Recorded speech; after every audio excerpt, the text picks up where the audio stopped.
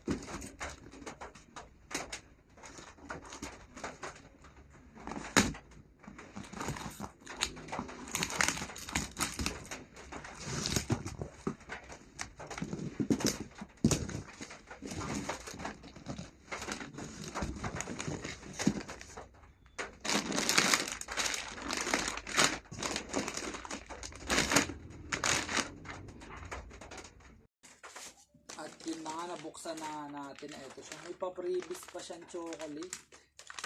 Ayan siya. Coffee chocolate. Ayan.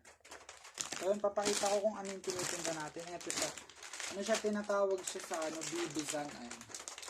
Bibizan yung pangalan niya. Sobrang mabenta na ito guys. Sobrang sarap na snack. Ano siya? Yung maanghang siya. Ano kasi dito, nakita ko dito dried tofu daw siya. Tapos yung lasa niya maanghang pero masarap. May pagka-spicy siya pero masarap siya. So yung order nga tayo dyan ng 10. Dami. Pero mabilis lang natin ito mapapaubos. Para hindi rin maubusan ng stock. Katulad ng nakaraang linggo. Naubusan tayo ng stock, wala tayong matinda. So yun, maraming salamat sa pagsama. Kung gusto nyo rin magnegosyo sa school nyo, nire-recommend ko to. Sobrang mabenta, sobrang mura lang. So, tinitinda nga natin siya ng ano kasi to, kada pack 12 pieces.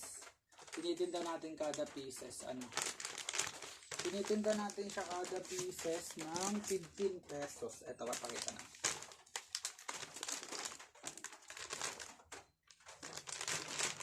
Ayan siya. May 4 na siya, 4 na klase. Ito yung una, yung pabox.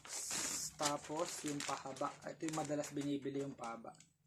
Tapos ito yung maninipis. Dalawa yung pabox, tas ito yung cubes lang. Cubes lang siya, ganyan lang siya kalaki. Ito yung isang pabox. Ayan, ganyan yung isa. Sarap yan guys, promise. Try nyo bumili. Para matikman nyo rin. Tas masubukan nyo rin itinda kung kung gusto nyo rin magtinda-tinda syempre. Sa panahon kasi ngayon, madali na lang magtinda-tinda. Lalo na pag willing ka talaga. Wala na mahirap yan. Ayan siya. Need lang syempre ng tiyaga. So yun, maraming salamat. Peace.